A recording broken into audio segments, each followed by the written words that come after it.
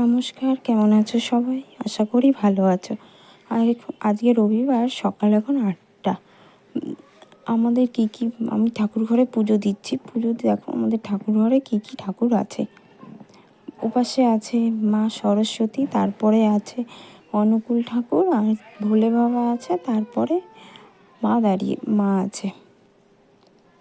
এপাশে আছে রাধাকৃষ্ণ আর লক্ষ্মীনারায়ণ।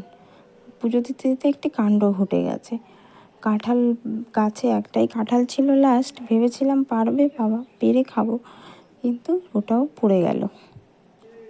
আর কাঁঠালও নেই গাছে। বাবা এই যে বাজার করে এসেছে, কি বাজার এনেছে দেখবো। আমার এই ব্লগটি যদি তোমাদের ভালো লেগে থাকে তাহলে একটা লাইক, কমেন্ট, একটু শেয়ার করে দিও, একটু সাপোর্ট করো। বাবা বাজার থেকে এনেছে। প্লাস্টিকে কি আছে খুলে দেখবো।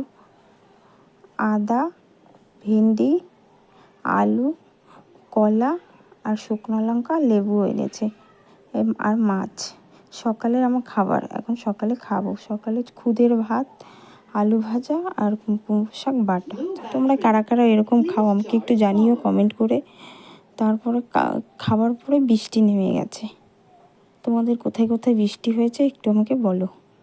তা আমাদের দুপুরের খাবার মাছ ভাজা, ভেন্ডি ভাজা, উচ্ছে আলুর তরকারি মাছের মাথা দিয়ে, আর এটা ডিমের ঝোল আর মাছের ঝোল।